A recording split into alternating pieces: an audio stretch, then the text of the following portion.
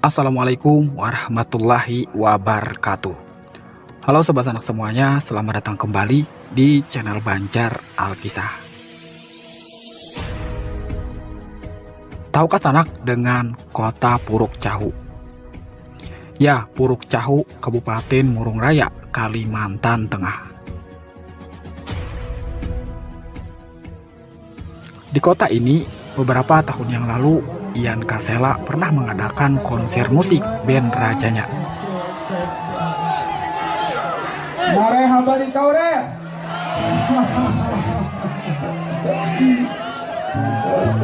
Ya, kita berhubungan di sanak sabarataan hubungan Kalimantan jual. Iya. Oke. Sudah siap kah? Yang di sana sudah siap belum? Tangan di atas. Kok nggak ada tangannya mana? Mana tangan hubungan band mana? Anak lagu apa dulu? Dan kalau ingat band raja di Puruk Cahu Banjar Alkisah, teringat Raja Banjar atau Pagustian Banjar yang bermakam di daerah ini, yaitu sang pahlawan nasional Pangeran Antasari dan anak beliau Sultan Muhammad Seman. Bagi sobat sanak yang belum tahu, maka di video kali ini kita akan ulaskan sejarahnya. Pangeran Antasari meninggal dunia pada 11 Oktober 1862 di usia beliau 53 tahun setelah mengalami sakit. Beliau dimakamkan di Kampung Sampirang, Bayan Begok, daerah Puruk Cahu, Provinsi Kalimantan Tengah. Kala itu saat Perang Banjar masih berkecamuk, sehingga pahlawan nasional asal tanah Banjar ini dikuburkan di dalam hutan, mengingat masih dalam genderang peperangan.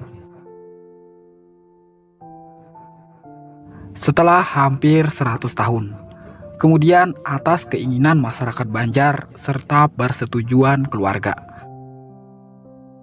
maka makam Pangeran Antasari pun kemudian dibongkar pada 11 November 1959 dan jasadnya kembali dimakamkan secara layak sebagai seorang pahlawan, dimakamkan di tempat yang sekarang. Nah, menurut cerita dalam pengangkatan jenazah beliau di Puruk Cahu ini, tim pemindahan makam selalu gagal berkali-kali karena diganggu binatang buas dan makhluk gaib yang ada di hutan tersebut.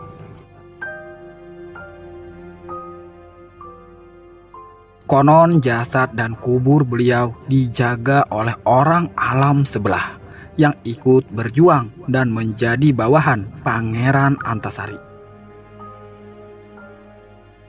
Maka atas usul salah seorang keluarga Pangeran Antasari agar meminta tolong kepada ulama Banjar tersohor asal Amuntai yang saat itu bertugas di Jakarta untuk mengusir jin itu.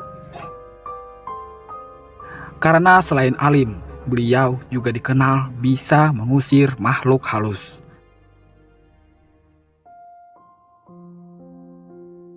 Orang tersebut ialah Kiai Haji Idam Khalid, seorang tokoh Nahdlatul Ulama dan sekaligus pahlawan nasional asal Hulu Sungai Utara, Kalimantan Selatan.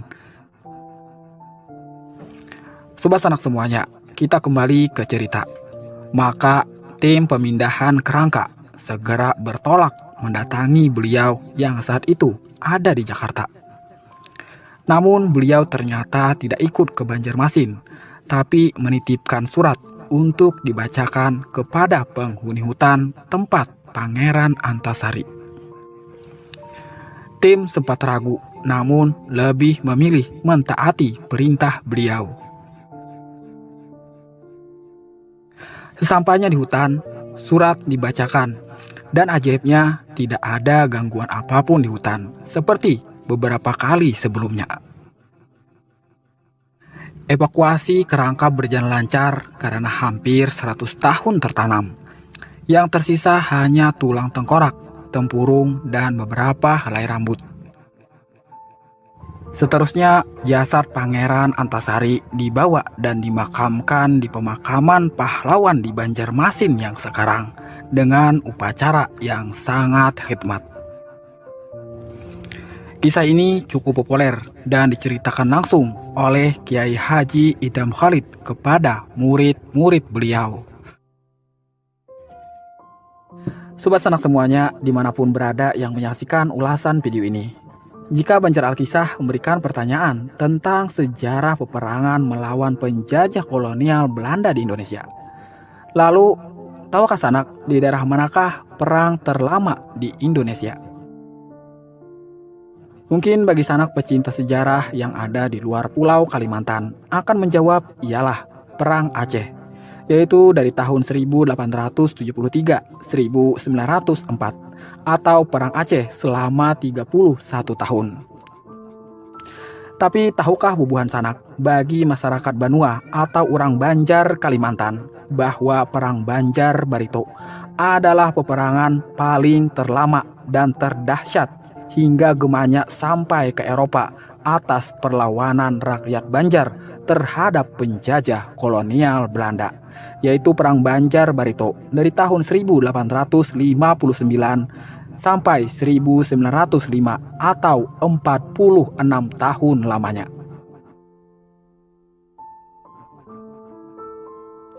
Sultan Muhammad Seman bin Pangeran Antasari adalah Sultan Banjar atau Kerajaan Kastapura dalam pemerintahan pada masa 1862-1905.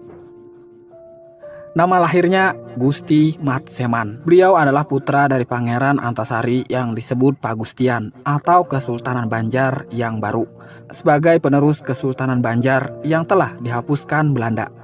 Pemerintahan berada di Muara Teweh di hulu Sungai Barito.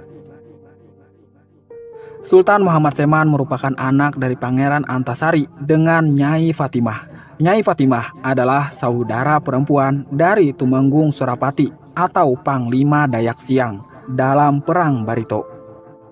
Sultan Muhammad Seman merupakan Sultan Banjar yang berdarah Dayak dari pihak ibunya. Sultan Muhammad Seman meneruskan perjuangan mengusir penjajah Belanda dari tanah Banjar. Sultan beserta pejuang lainnya seperti Tumanggung Surapati, Panglima Batur, Panglima Bukhari, dan beberapa pejuang lainnya terus menggempur pertahanan Belanda di Muara Teweh, Bontok, Tanjung, Balangan, Amuntai, Kandangan, dan sepanjang Sungai Barito. Gusti Mat Seman masih terus mengadakan perlawanan di daerah Kahayan Hulu, berusaha untuk mendirikan benteng di daerah hilir Sungai Teweh. Usaha ini membuat Belanda kemudian memperkuat posnya di Kahayan dengan menambah pasukan baru dan mendirikan lagi pos darurat di Tuyun. Gusti Mat Seman berusaha memutuskan hubungan antara kedua pos Belanda tersebut. Sementara itu, benteng pejuang di Teweh makin diperkuat dengan datangnya pasukan bantuan dan tambahan makanan yang diangkut melalui hutan. Namun di lain pihak, pos Mat Seman ini terancam bahaya. Di sebelah utara dan selatan benteng muncul kubu-kubu baru Belanda yang berusaha menghalang-halangi masuknya bahan makanan ke dalam benteng. Keadaan sekitar benteng Mat Seman semakin kritis. Pada suatu ketika, benteng diserang pasukan Belanda. Dalam pertempuran itu, pasukan Gusti Mat Seman terdesak, sehingga terpaksa meloloskan diri dan benteng jatuh ke tangan Belanda yang kemudian dibakar. Gusti Mat Seman masih terus melakukan perlawanan, walaupun teman-teman seperjuangannya, yaitu Gusti Acil, Gusti Arsat, dan Antung Durrahman menyerah pada pemerintah Belanda. Perlawanan baru berhenti setelah beliau gugur tahun 1905. Sultan Muhammad Seman sangat dekat kekerabatan dengan suku Dayak Murung. Ini karena ibu beliau, Nyai Fatimah, berasal dari suku Dayak Murung, yang tidak lain adalah saudara dari Tumenggung Surapati. Sultan Muhammad Seman juga mengawini dua putri Dayak dari suku Dayak Ot Danom. Sebagai wujud toleransi yang tinggi, ketika mertuanya meninggal, Sultan Muhammad Seman memprakarsai diselenggarakannya tewah, yaitu upacara pemakaman secara adat Dayak atau Kaharingan. Pada tahun 1888, Sultan Muhammad Seman mendirikan sebuah masjid di Baras Kuning yang sedianya akan menjadi tempat gerakan Baratib beramal. Sepeninggal Sultan Muhammad Seman, perjuangan dilanjutkan oleh putri dan menantu beliau, yaitu Ratu Zaleha dan Gusti Muhammad Said, beserta sisa-sisa pasukan yang masih setia dengan perjuangan rakyat Banjar. Demikian ulasan untuk kali ini, jejak sejarah di Puruk Cahu tentang pejuang Perang Banjar Barito.